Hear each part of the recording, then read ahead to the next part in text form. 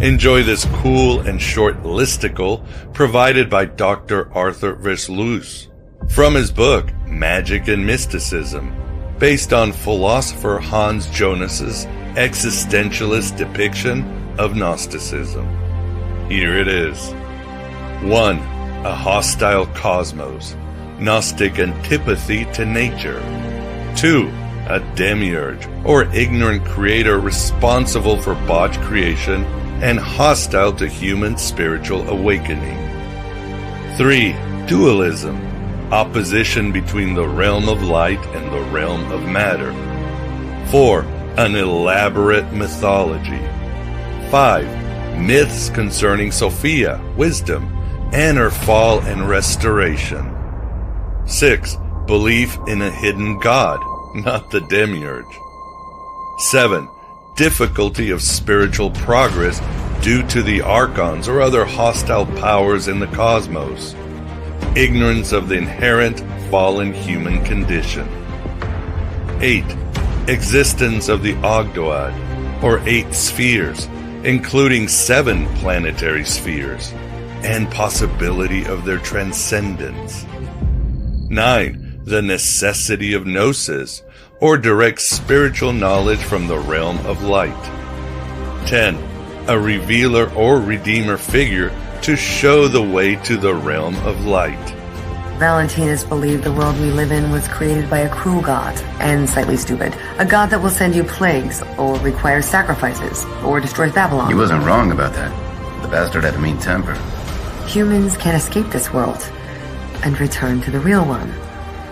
The kingdom. And for that, you needed to achieve the Gnosis, which could be described as true knowledge.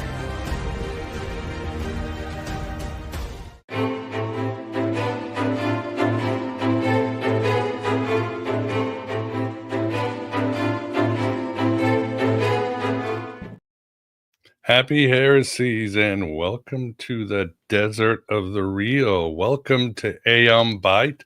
And welcome to perhaps still a Hans Jonas world. At least when it comes to the cinematography of the Gnostics, I think Hans Jonas is still pretty cool. My name is Miguel Connor, and I am glad to see you. And I am so happy to see you here, oh, you spiritual entrepreneurs, you modern-day Tom Sawyers, your mind not for rent any god or government. And today I am very excited to discuss a topic and a very cool book and someone who I certainly admire and I follow and I am very happy he's around, and that is Dr. David Litwa. David, thank you very much for coming back on the show. Thank you, Miguel. Good to see you, and good to see you, Vance. Yes, good to see you, Vance, in your digital form. How you doing, Vance? I'm okay. Had a busy day at work, but here I am on the show, and this will be a thrice great show, won't it? Indeed. Yes, David is here to discuss his new book, the Hermetica I, the Corpus Hermeticum Ordered as a Path of Initiation.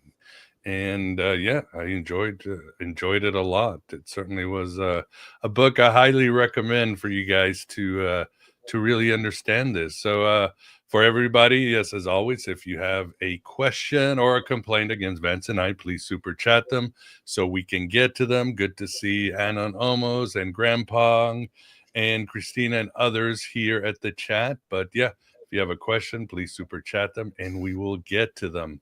Well, let's start with you, David. Tell us about the creation of this book, how you drew from the powers of the pleroma to make it a reality.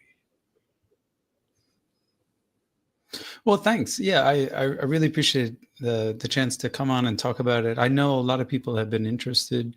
I have a friend of mine who says that I've given him the Hermetic Bible, and I'm not sure if that's true, but my hope was to complete what I had started with Cambridge University Press by publishing Hermetica II way back in 2018 now. Seems like a different life, but I wanted to finish the task.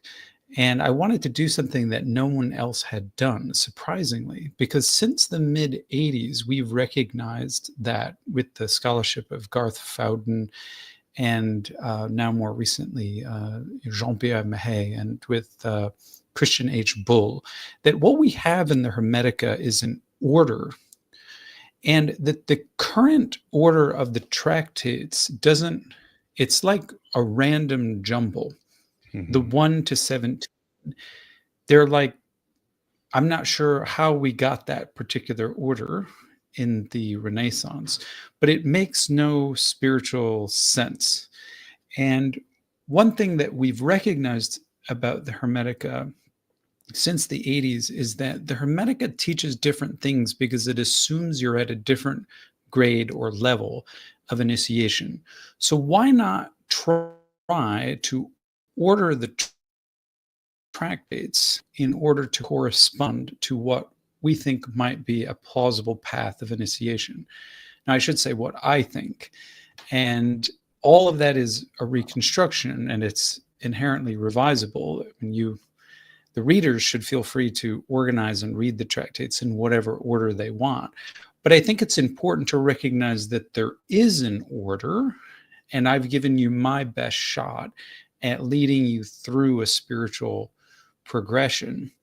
So that's the contribution of the text. I also think that I provide two other distinctives, which you're not going to get with Copenhaver.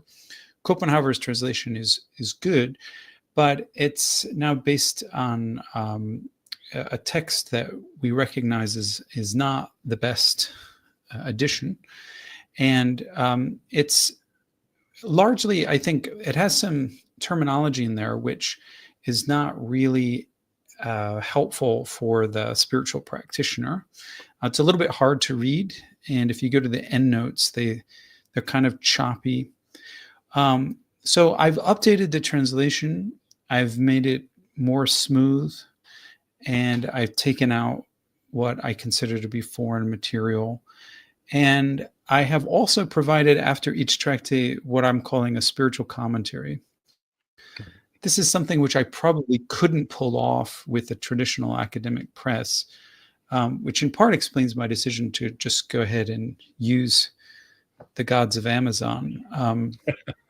But the point is simply to be both historically rigorous, which, I've built my reputation on doing that. I really want to actually get what they thought, not, impose any kind of pattern on that is foreign to their thought. But secondly, I want to provide this as a true spiritual experience for actual Hermetic practitioners. So the book can be read by anyone interested in the Hermetica, but it is, I hope, spiritually useful to anyone who actually wants to take up the path and follow that path of initiation. No, it makes sense. So what is the order then? How is it different, or how did you reorder it, and what are the themes the reader will get into it that you think makes more sense? Well, let me get my volume here. So I don't say anything that's not accurate. Basically, I do start with the traditional gateway to the tractates, and that is the Poimandres. So I leave the Poimandres in first place. Okay, so I don't try to change that. But there are, in addition to the Poimandres, what I would consider to be introductory or asagogic tractates that are more like exhortations to outsiders. And so this would be Tractate 7, which is simply like a short introduction telling you that, the world there's something wrong with the world, and there's something wrong with humanity, and that's why you should join our group, sort of like that. It's a bit evangelistic.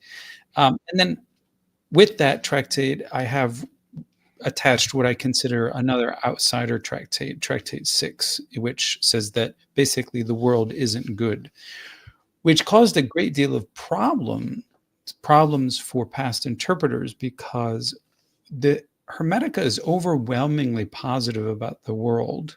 In fact, on many occasions, it identifies the world as the image and child of God, and even as God himself. So Tractate 6 was always a thorn in the side of interpreters.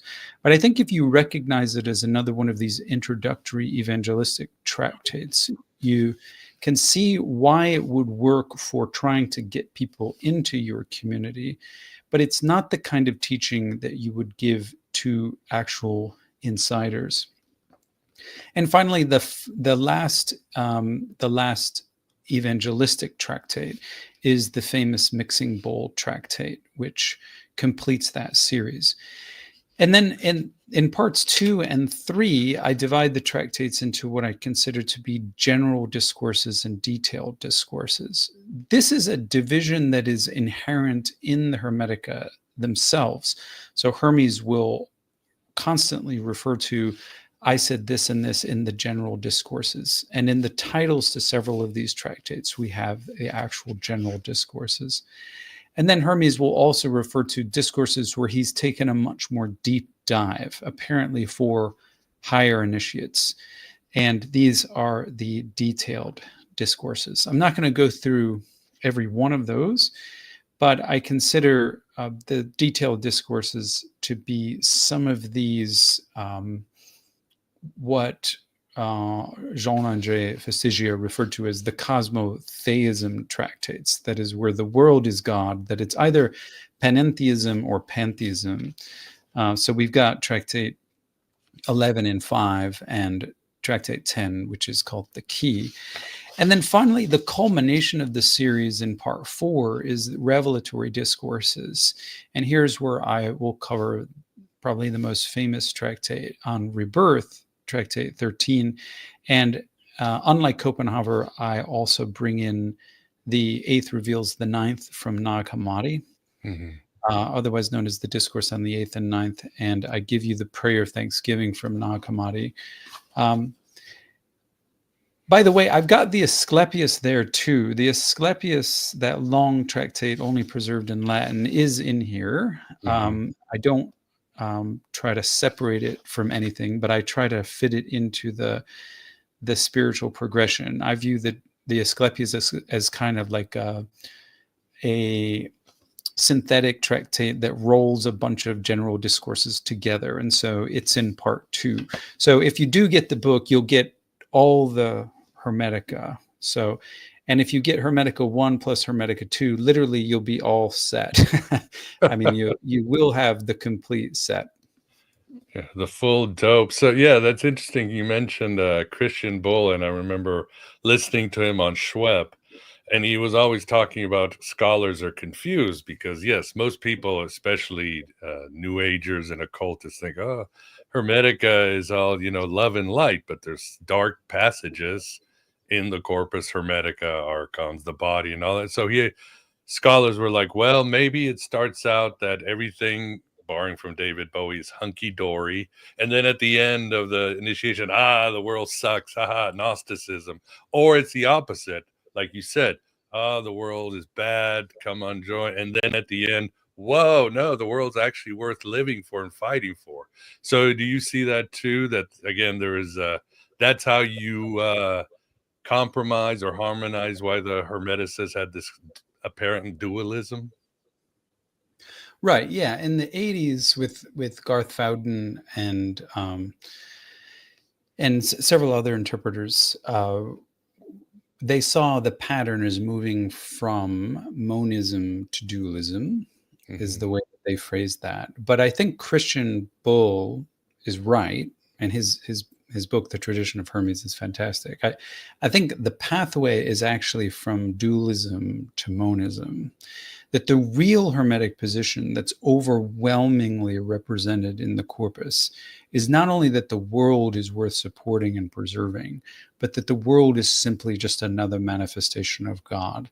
The world is God for all intents and purposes. So I really think that in the end is the culmination of Hermetic spirituality. And so, yes, that's a decision on my part. and it's a decision on the part of Christian. But I think that that's right, and that's why I would distinguish Hermetic thought from, obviously the Hans Jonas pattern of Gnosticism. I don't think that it will fit that pattern, but it does make use of some of that negative language in the beginning, But I think that's more for like the shock value to get people into the group.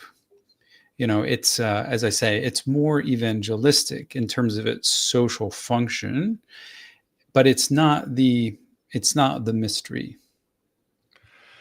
Exactly. And for the message, as you write, the Corpus Hermeticum has been layered and changed and played with, but isn't, as the poet Charles Stein said, the text is the secret. In other words, it really is a personal, and as Justin Sledge said, a new age text that you are meant to figure out on your own. And that's, like Mark Goodacre said about the Gospel of Thomas, that it is personal. He envisions there was a teacher and he was like reading the Gospel of Thomas. And he would ask his student, "Oh, what do you think about this thing?" That, and at some point, like one student would be like, "Oh my God, aha, yeah, the inner and the outer. Oh my," and he'd have his moment of. Everybody had their own entry point and interpretation, kind of like, David Lynch recently passed. People would ask David Lynch, "Well, can you summarize your movies?" Like, the movie is the summary. You get what you want out of my movies or you don't. Do you think that's more or less what Hermeticism is? Each of us is supposed to get something different at some point? It's Well, not, that's what it ends up as. Yeah, that's what it ends up as. I mean, I would say the same thing about the Bible too. But one thing that you mentioned is that, yes, it's personal, but it's personal in community. So it's not like you are sitting in an isolation tank. You can ask your fellow initiate what this passage means and get some feedback. And so it's not an echo chamber either. So you really are part of a community that is, I would say, cosmopolitan and worldly. There's no sense that Hermetists are off in the desert somewhere. They are really connected to each other, and they're really connected to the world. They love nature. They absolutely do not reject nature. Nature is their Bible as well. So I think, yes, ultimately everyone will come to their own conclusion. But if you're not doing this in community, you sort of lost the point of the initiation. Every initiation, or I won't say every, but virtually every initiation assumes some sort of group. Mm-hmm. And one of the great advances in terms of Hermetic scholarship, which also Christian Bull and Jean-Pierre Mahet have brought to us, is that there were real Hermetic groups, and there can be real Hermetic groups today, right? So I have this video called The 16 Principles in my course on Hermetica. It's an online course. And basically, I go through, what are the 16 kind of root principles for being a Hermetist. And that would apply in antiquity. It would apply today. And I know for a fact there are Hermetist groups out there. I know for a fact that there are people reading this material together. And I know for a fact that they're asking me and wanting me to throw my oar in there. And I've seen people take my course on the Hermetica. And so, in fact, you can consider this book like the textbook for the course, and that course is meant for people to take together so that they can be in dialogue with me. And you can take it online in your underwear if you want, but you are, none of us are really ever like fully alone, right? I mean, we will come to our personal conclusions, but in the end, we think nothing unless we think socially. So this is really what I would say. Yeah, I would agree. And people may be asking, okay, this is great, beautiful text, very poetic. I love reading it, but what are the rituals getting your hands dirty? I mean, is it simple as there was a hierophant and then you had the initiants around him, the hierophant sort of guided them to these altered states of mind? Or what would the community look like doing these rituals besides just reading it? Well, that's the thing about the Hermetica. There are rituals, but it's not Baroque. It's actually, a lot of the rituals are very, very, very, very simple and straightforward. So there's often made mention of a kiss greeting. So you greet each other with a hug. I mean, and if you're in Mediterranean culture, and Egypt was part of this culture, you give a kiss on both cheeks. If you're of Italian background, you know what I mean. So that's one of the rituals. Another ritual is early morning and late evening prayer, and so the prayer of Thanksgiving is the most famous example. This is something that I use myself. It's just such a beautiful prayer that I find it very useful to pray. And you're supposed to pray at sunrise, looking east, and you also pray it at sunset.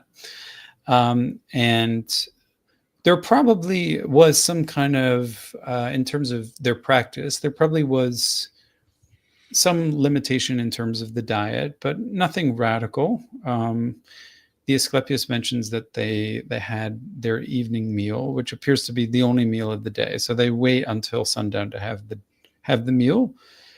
But in terms of like, were there like specific meditation rituals or the use of hypnotic mantras or anything like that? What's really striking about the Hermetica is the most famous example of like the Hermetic resistance to too much elaboration is right before the prayer of Thanksgiving. Asclepius says, should we light some incense? And Hermes is like, no, absolutely not. That's totally inappropriate. And like people have been really struck by that. But I think I think the point is that there definitely is ritual. It's just very simplified and streamlined, and it doesn't necessarily go much beyond the master, walking the student through the text, right? And they do have an experience. I'm not saying that, I'm not trying to like reduce the experiential level. They do actually in their minds go to the 8th and 9th, but because they already believe that your higher consciousness is there already, so to speak, that it's infinite and that it's not in any kind of place, then essentially, they don't need a large apparatus to get you to where you belong. They just lead you through this reading program, essentially. So yeah, I would definitely agree that the reading is the most important part of all of this, whether you're reading it alone or in a group or both. Be reading it very slowly, meditatively. It's actually, they're very difficult texts. I wouldn't describe them as well written, actually. There's a couple nice passages, obviously, purple passages, but you need to go slow. And I hope everyone will maybe not get the Kindle version, but just get the actual text, hold it in your hand and go nice and slow. And I think the rewards are rich. For sure. And for people who said, well, let's just reading. I think, there's obviously meditation, contemplation, prayer, but people forget, especially in this day and age, that a good book can alter your consciousness forever, whether it's the Lord of the Rings or Rilke or, somebody, or Shakespeare. It can transform you and change your life. You can close that book and your life, reality looks different. So nothing wrong with reading, and especially if you've got a good teacher. So it's and you would say that the culmination of the Hermeticists or one of the tools would be Gnosis. And as David Brackey said, it's always ironic that the one thing that wasn't exclusive to the Gnostics is Gnosis. It was in all these traditions. So Gnosis and ignorance are the two extremes, right, David? Yeah, right. There's a Hermetic Gnosis. Yeah. So, some of the terminology can get confusing, but like in terms of the scholarly category of Gnosticism, where you have an evil creator and anti-cosmism and things of that nature, That's definitely not the Hermetica. That's kind of like the opposite of the Hermetica. But did Hermetists as an initiatory group say that they had special gnosis or knowledge? Well, absolutely. But again, that's not a special claim. And, gnosis is sort of like fill in the blank. It doesn't, the claim to have special knowledge doesn't tell you what that knowledge is. The Hermetists had their own variant. And so, yes, there is a Hermetic gnosis, absolutely. But I'm not sure at all that we would be served by calling them followers of Gnosticism. They're playing a different game and doing it really well. Another way to think of the Hermetica, which I encourage people to think of, is it's just late antique Egyptian spirituality, right? So, a lot of people are really interested in Egypt, and for Westerners, I think the best way to get into Egypt is to go through the gateway that really most people since the Renaissance have gotten to it, and that is through the Hermetic writings. That was the exportation of native Egyptian indigenous spirituality. Of course, it doesn't look exactly what it did, to the Egyptians themselves, like in the New Kingdom, way back in the day, but it was always meant to be something that, would be understood to the Westerners of the day, which was the Greeks. And so we've taken up that mantle. And so that's why the Hermetic writings, give us that access to Egypt. At the same time, what about the sections when you have like the 7 punishing Archons? And it reminded me a lot of the Gospel of Mary and also Middle Platonism. There's these forces dragging you down. You've got to go up through. What do you say of those? Although some people say that's really just allegories for what's inside of us, right? Sure, but even if you go back to Egyptian mythology, you can find analogous characters in what's called the Amduat. I mean, they even in the if you read through the Egyptian Book of the Dead, I know there are many versions of it, but you can find the more or less equivalent to hostile gatekeepers who are monstrous. There's some famous examples of this. So, by the time we get to late antiquity, when these writings are written, they are certainly using that Greek language of daimones, and they've expanded their cosmology to think in terms of like the 7 spheres of the cosmos. So that's definitely Greek influence.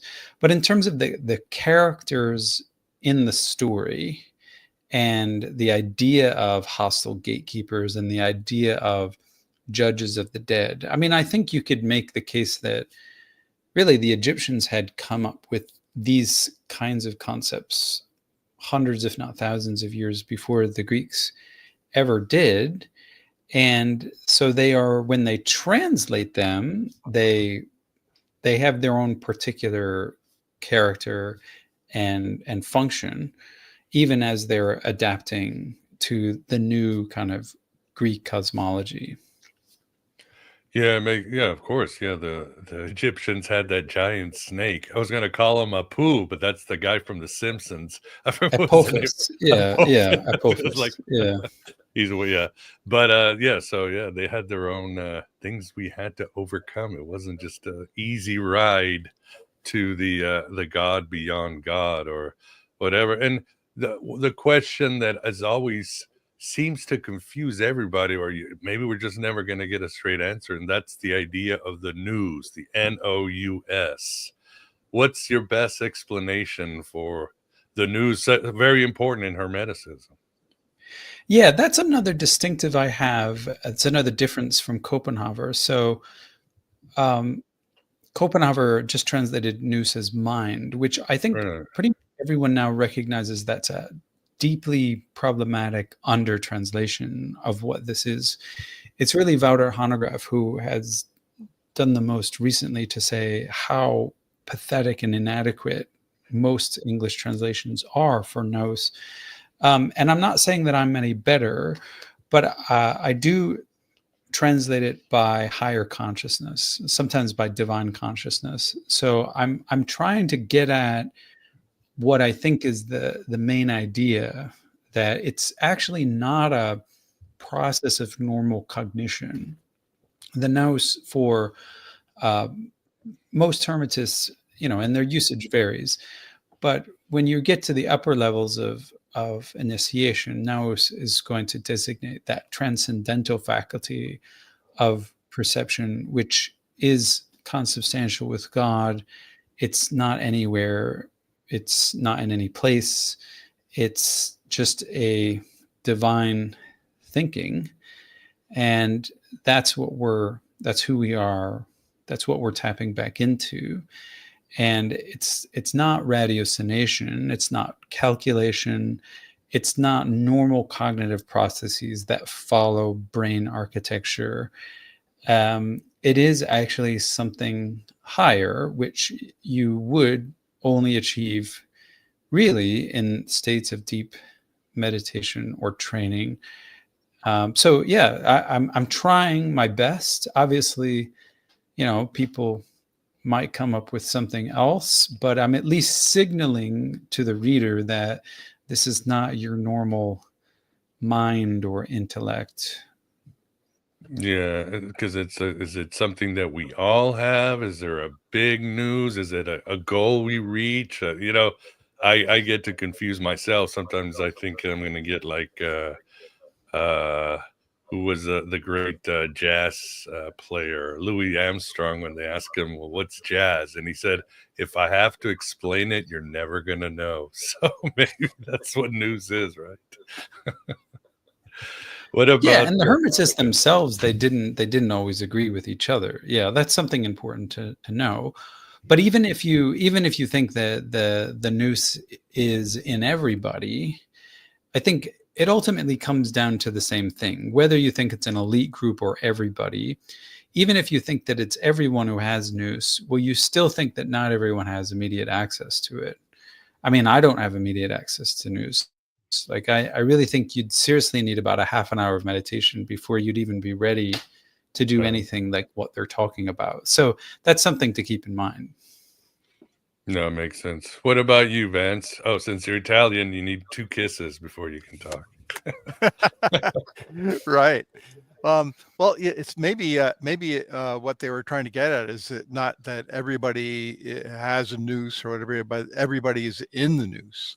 In other words, the monad projects out through its infinite cosmic intelligence, and that cosmic intelligence maps to a cosmic mind, so to speak. That's always the way I interpret it, at least. But gosh, I got a number of things, but one of the things is that I'm with David Lynch passing away, brings to mind the TM, Transcendental Meditation, and the Vedas.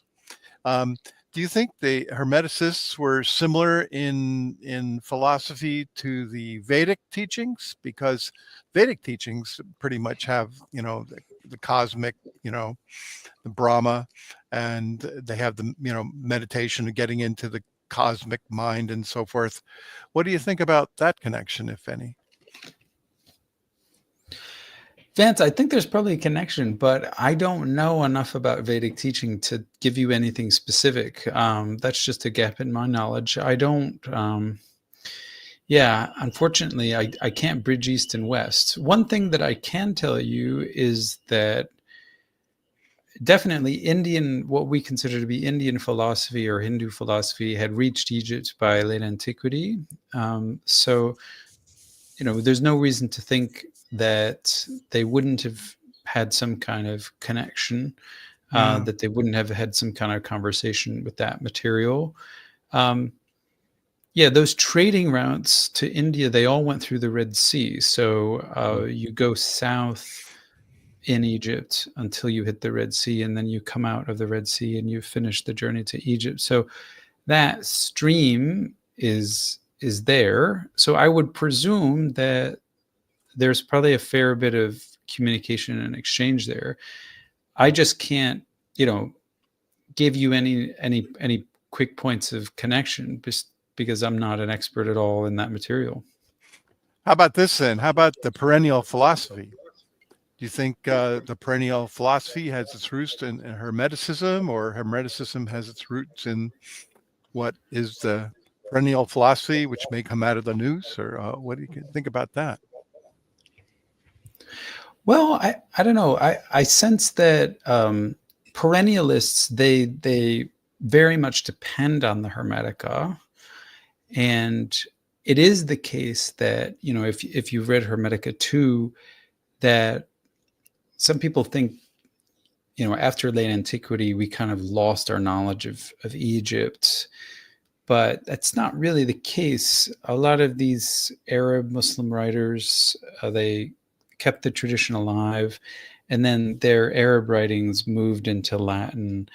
And so there's Hermetica, the Hermetica never disappears off of the radar. I know people make, obviously, a big deal about Ficino and coming up with the first translation of the Corpus Hermeticum in the 15th century. But one of the reasons that was viewed as significant is because they'd never really forgotten about Egyptian wisdom and Hermes. So, but I don't think that we could identify like all those various streams as one coherent thing that we would refer to as perennial philosophy. I'm too much of a hard-headed historian to want to say that there has been, if I understand it, that just kind of one ultimately ground and stream of tradition. I really think that it's a little bit more like let a thousand flowers bloom, and there will be continuities in any kind of spirituality, because not necessarily because of diffusion, partially because of diffusion, but also because of similar brain structures. I mean, in the end, Homo sapiens, it's kind of like we're vanilla. We killed all the others, but we all have the same basic brain. So I'm not at all surprised that the human brain would be able to pick up on any kind of theme that would be repeated in these kinds of deeper spiritual philosophies. But I don't put any particular stock on continuity. I see a lot of difference in this material as well. And I'd rather, I think it's a matter of honoring the material where you point out, where these people are actually trying to be distinctive and saying, we're actually different from that group over here. I think Hermes is really, really nervous about Greek philosophy. And there's some famous passages in the Hermetica where he's like, anything written in Greek is just noise, which is ironic because this material ends up in Greek. But I think, as in our own day, like these people are trying to say that they are very distinctive. And so I'm just trying to honor that, I guess, is my attitude. Yeah, there aren't any Hermetic texts that are actually Egyptian, are there? I mean, or even Coptic? Do we have any that actually? Because I've always been wondering why Hermeticism is different than, say, Platonism or Gnosticism, whatever. There doesn't seem to be any churches or Hermetic schools that we know of in history, or maybe I'm wrong about the Hermetic schools, but maybe I just don't know. But seems to be floating through history. And we were talking about Hermetic communities, but I'm not sure there's any historic record of such communities or whatever. So what can you tell us about that? The actual practicing or institutionalization, so to speak, of Hermeticism. Well, there's no archaeology. We haven't found a building with an inscription saying this is a Hermetic.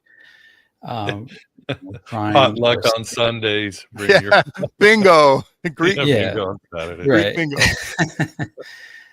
And maybe we will find something like that. Maybe we won't. I mean, the issue is people aren't looking for that because they don't believe that it's there anyway. But even if we found, a Hermetic building or some kind of amulet, or we wouldn't know whether it's Hermetic because we really can't distinguish Hermetic from just plain Egyptian. I mean, let's face it, there are hundreds of thousands of artifacts that are found in Egypt and have been found in Egypt and elsewhere, that, a representation of Thoth, for instance, or Thoth as the ibis. I mean, I have that on the cover of Hermetica I. We know that that's a very common image. So, we found that as an artifact, but did that belong to a hermetist? Well, we can't answer the question because the object doesn't talk back to us. I mean, anyone can have the object. What we do know is that, our sources for thinking about, actual Hermetic groups, and I think it's fair to call them schools. I would even be happy calling them churches. Giles Quispel, thought of a Masonic lodge, which is probably as good as analogy as any. I'm not, disputing any of that. I think there were concrete groups. They probably met in normal houses, just like early Christians did. And your courtyard or your back room would be a perfect place for a Hermetic initiation if you had, somebody with a nice house. That's what we're envisioning. But yes, the evidence for the groups comes from the texts themselves. The texts themselves talk about the rituals. There's no archaeological confirmation of that. So if people want to be skeptical, absolutely they can be, go to town with that. If you think that it's just texts, that's fine. Or if it's just an audience cult, that's fine. I'm not going to we don't need to die in a ditch for that one. But I think, the important thing is that you get some spiritual value and meaning out of this. And, that how, you decide how you want to engage with this material. And if you can do it in community, great. That would be great. Maybe your community is just a chat group. Maybe you've never seen their faces, that's okay. There was an initial part to your question, which I've now forgotten, but anyway.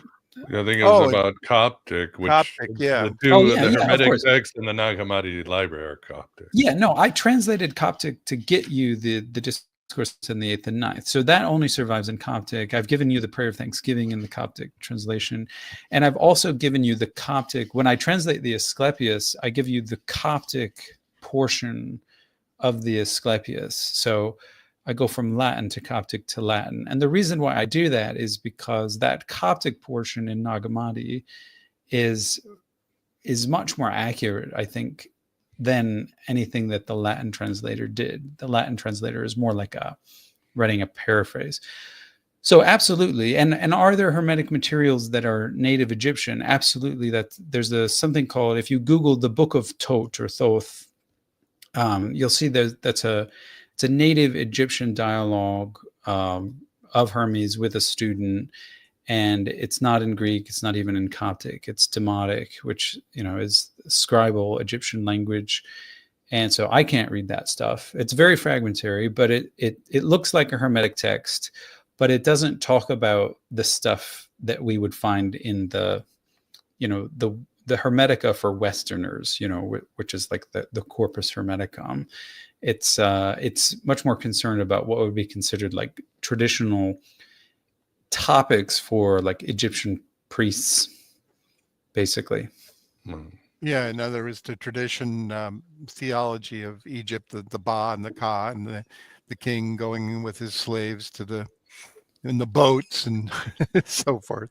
Some of that, yeah. Also, just stuff about animals and plants, and it's worth a read. Yeah. But so the Hermetic texts, from what I understand, didn't sort of appeared at least along with or after the Gnostic text, didn't they? Are there any that we know that were sourced before Gnosticism? Well, so this material, they don't come with timestamps. So unfortunately, especially with the Hermetica, I think the traditional dating is anywhere from 1st to 3rd century. But I'll be honest with you, I've been a scholar of this material for now well over a decade, and I have no clue why they even come up with that range. Uh, there's just not a lot of footholds because they don't make any reference to any kind of political events. All of that is speculation.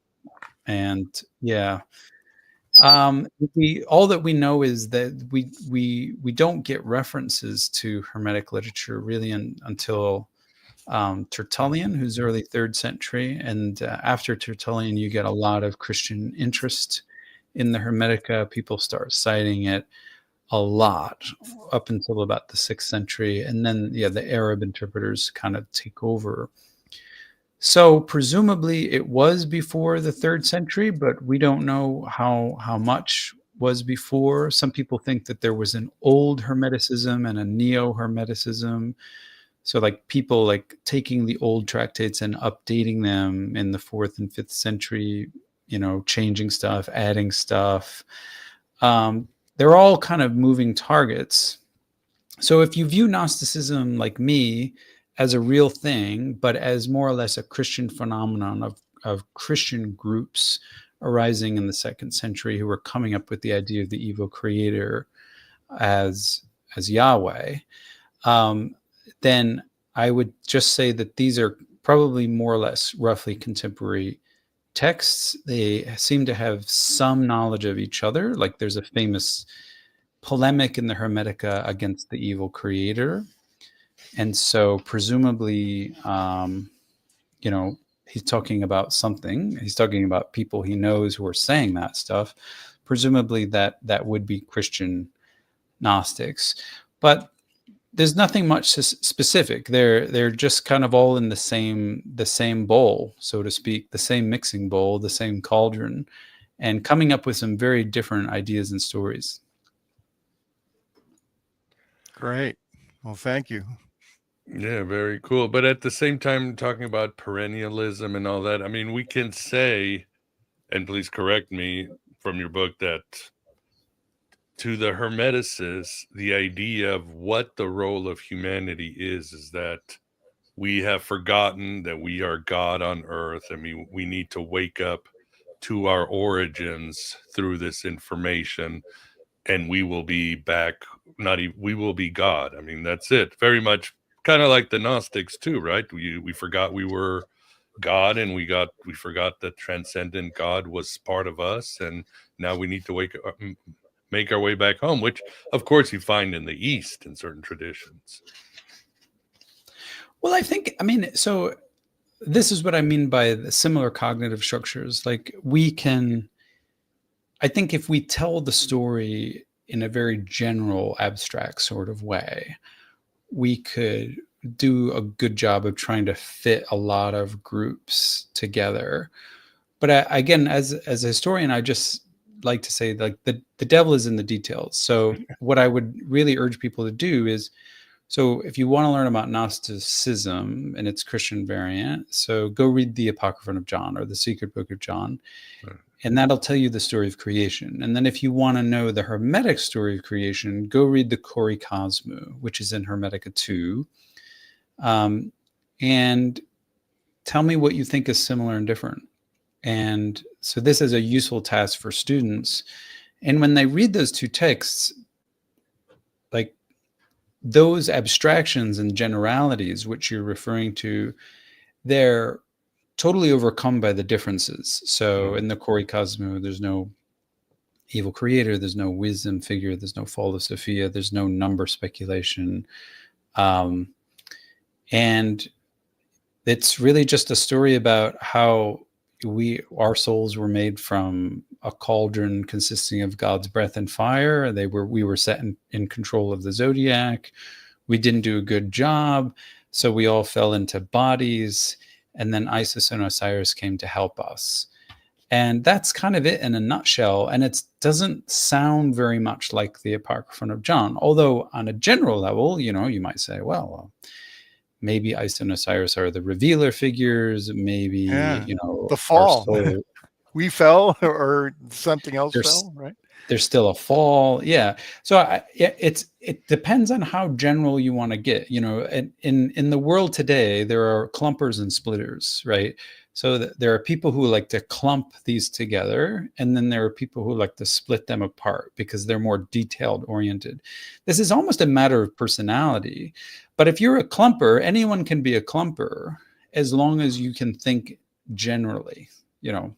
And of course, the more generally that you think in terms of abstract patterns like fall, return, stuff like that, then sure, you could class these people together. I always think that it's useful to read these people together. It's just that I'm not convinced they're at all saying the same thing, or that they live the same kind of lives, or that they have the same sort of rituals or attitudes or anything like that. It's just that I'm much more of a detailed person, you know. It's in my blood as a historian. So I don't think Miguel or myself think that they're all the same, or there's, you know, they're very similar or whatever. But it's interesting if you figure the universe, there's some sort of truth as to how the universe was generated, right? And maybe none of the groups knows it for sure. We all come up with a different versions, you know, like the elephant being looked at from different places, right?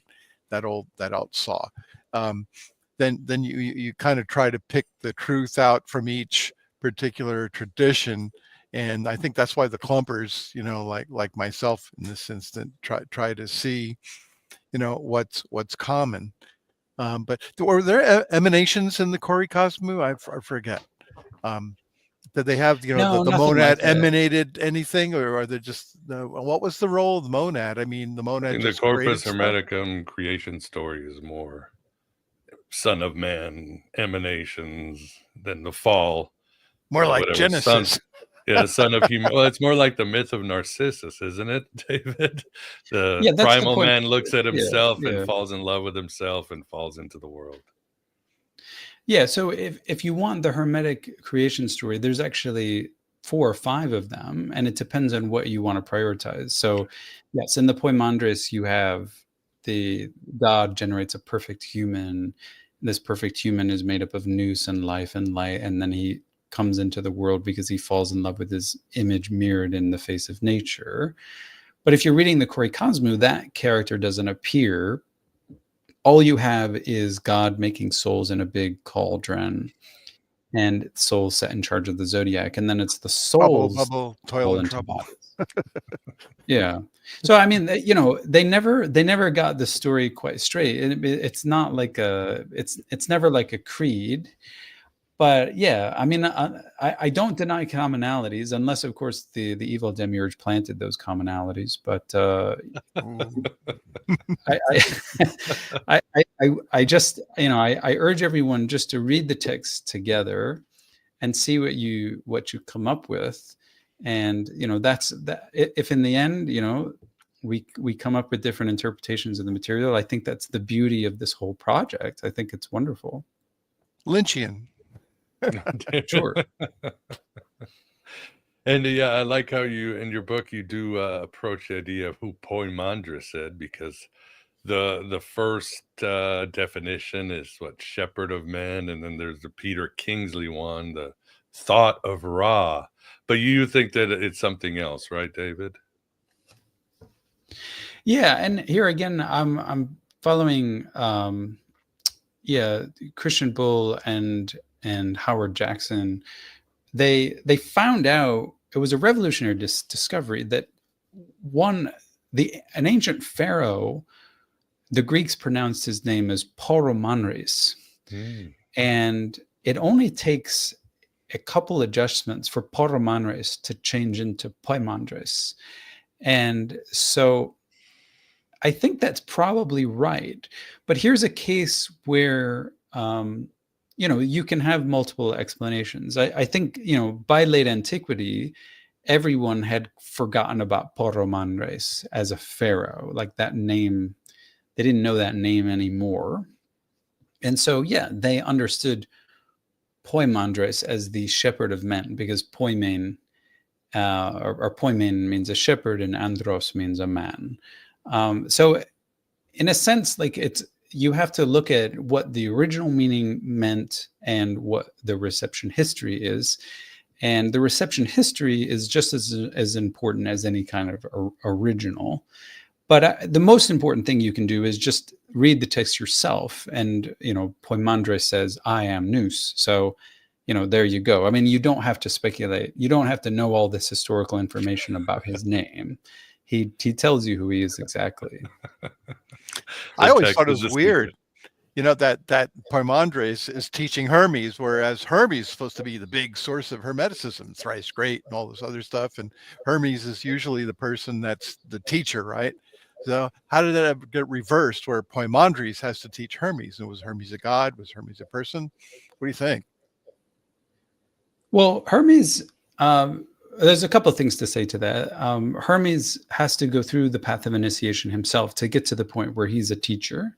One of the tractates is called Nous to Hermes. And so his teacher is Nous. Sometimes he calls that person Agathos Daimon. One of the ways that ancient Hermetists squared that circle is they said that, there's Hermes the god and that there's Hermes the man, and that those are different. There's also Hermes the planet, Mercury. And one of the reasons that, Hermes is called thrice great in the Arab tradition is because he was born into a body 3 times, and on his 3rd time he remembered who he was. It's pretty good. Now that's definitely not the original meaning of his name, but that's again part of the creative reception history, that he was a dude way back when, in the time of Isis and Osiris, who was an actual king and queen, and he gained actual wisdom. And so this wisdom is very, very, very ancient, but he's not equivalent to the god Hermes. So they made a distinction. Fascinating. Yeah, and I know the Arabs and the Persians associated Hermes with Enoch. Again, like you said, his story just starts to gain traction and imagination, and he's just all over the place. He's a rock star. He's a rock star.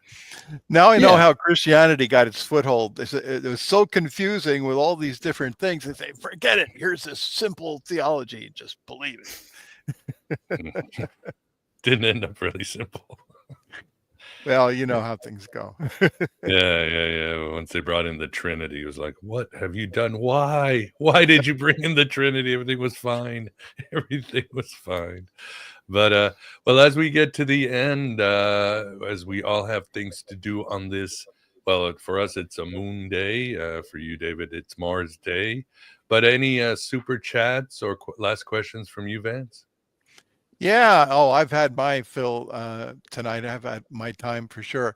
But Graham Pong has asked, are Hermeticism and alchemy inherently linked? What do you think, David? Yeah, I'm not sure about inherently, but historically, yeah. So you've got alchemy. Alchemia is just the Egyptian science. That's what the word means. It's got an Arabic definite article, al, and then chemia is the native Egyptian word for Egypt itself. So alchemia is the Egyptian art. It probably arises, gets into full swing about the 3rd century of the Common Era, and so people like Zosimus are into that sort of stuff. And Wouter Hanegraaff has recently argued that Zosimus was a Hermetist. So if that's true, then yeah, they're definitely closely linked, closely tied. But yeah, I would say, probably not earlier than the 3rd century. A lot of the Hermetic texts are probably earlier than that. Alchemy takes some time to develop, but once it does develop, you find people wanting to attribute that wisdom back to Hermes, because it's logical to attribute it back to the knower of all things, He's a just as today we might, attribute the theory of relativity back to Hermes, not because we always knew it, but because it's the great science of our day and it's really cool. And so Hermes must have known it way before Einstein. Kind of a move. He didn't tell us though, did he? Well, Yeah, he told you, you just didn't understand the symbols. Yes. Yeah, it's like if you saying that Plato learned from Moses, or that Hermes was hanging around with Moses, and all these wonderful wild stories, huh? Man, well, here we got another non-question super chat that I wanted to acknowledge, and from Freighter RC Hermetic Podcast. RC, that's Rosicrucius. I guess maybe he might be associated with the Rosicrucians there. But anyway. Thank you, Eloquent. Thank you. Appreciate it. Yeah. Yeah, appreciate it. And then in case you don't ask, Miguel, Artevis wanted to know if, David, is your new book available in hardback? So, yeah, currently the Amazon Empire doesn't make it at all useful for me to put it in hardback, but I'm going to be talking with none other than Frater RC about possibly getting out a hardback edition. So yeah, stay tuned for that. I think it deserves to be in hardback. It's just that, basically the way the market works is, Amazon gives you much less, because it costs more to produce the book. But there may be a hack around this, and I'll see what I can do. But I know some people just, are able to get it done themselves as well. If they get the paperback, they just get it rebound. But stay tuned on that one. Awesome.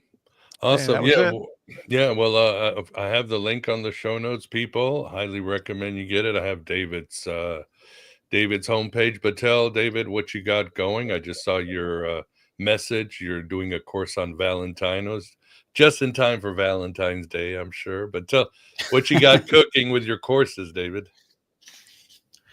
Yeah, so I really want to provide a service to everybody in your audience and beyond. So I hope that you will support me and share those links. I've got a number of course offerings, which I hope that you'll take. Obviously, if you're into the Hermetica, I've got my own full-blown course on the Hermetica. I've recently figured out that a way to kind of combine all my courses into one big bundle, which I'm calling the Gnosis Academy. And I can share that link with Miguel if he wants, but it's on my website and other places. This will give you access to what I consider like my, best-selling courses, which is the Marcion course and Gnostic literature, where I go through every text of Nag Hammadi, and also Simon of Samaria, aka Simon Magus, and also now recently Valentinus. So Valentinus is this awesome figure, and if you don't know, there's been a revolution in the study of Valentinus because we've rediscovered a complete letter of Valentinus. And so this is just absolutely, cutting edge research, and it's really time to revisit him. It's our very first full letter, and it's absolutely revolutionary. But what I do in the course with Valentinus is I go through the 8 fragments that are recognized as his, and I just go through them one by one, giving you the full spiritual historical commentary, and I give you all my translations, everything fresh, everything I've written about the topic. So I'm hoping that people will take advantage of this, because this is new and cutting edge research. And if anybody has any more suggestions for courses, or just wants to check out the full lineup, the best place to go is my website, just mdavidlitwa.com/courses. And I hope that many of you will take advantage, because you're not going to get this anywhere else. No way you're not. And yeah, as soon as I get my financial house in order, I want to join your course. Might be the next president, who knows? But I know your stuff is very valuable, and it's useful, and it's approachable. And again, there's nothing like it, unless you went to Rice University, paid a lot of money or something like that. You're not going to find it anywhere on Oh the God, internet, yeah. or even a university. You're just not going to find it. So unless you go to Holland and Walter or something, but most people can't do that. But yeah, check it out for sure, and it's great. And for the audience, support David, support the show. We will be having a show on the Kabbalah and the Qliphoth this week, and next week we will return to Gnosticism with the Valentinians, with the Tripart Tractate. We'll do a show on that. Real quick, David, Gospel of Truth, Valentinus, yay or nay? Because it seems nay seems to be more or less the consensus. It's funny. Yeah, overwhelmingly, I've seen scholars now say nay, but I am definitely a yay. And one of the reasons I am is because of this new letter that we've got. Well, it's a long story. It's actually an old letter, but we didn't recognize that it was from Valentinus until just recently. So I think this totally reopens the question. And I plan to say a lot more about that in the course. Good. And in a forthcoming book on Valentinus, probably again through the gods of Amazon. So bear with me, support me so that I can write that book, and you'll get to see the results. Awesome. Can't wait to see your evidence. Well, we are at the end. Thanks everybody for coming onto the chat. Good questions, good comments. As always, Vance, thanks for keeping us company. Oh, I was delighted to learn more about Hermeticism. And, we just scratched the surface. We didn't even get into some of the characteristics of the, Hermetic corpus. So I don't know, maybe another session sometime. Get his book, just his commentary. Boom, boom, boom. You'll be there. Yeah, sounds great. And then when you're in the shower, just read the book. You have a waterproof version? Does Amazon? Well, we'll get it on Audible eventually. Yeah. There you go. That's waterproof. Awesome. Well, David, as always, really appreciate your time and coming on the show, and appreciate everything you do to keep this knowledge going and growing. Thank you. I consider you all fellow travelers on the path of Gnosis. So thank you for what you do, and everyone take care. Enjoy the evening. Amen. Yeah, and you enjoy the rest of the day. And for everybody, we will talk soon. Take care.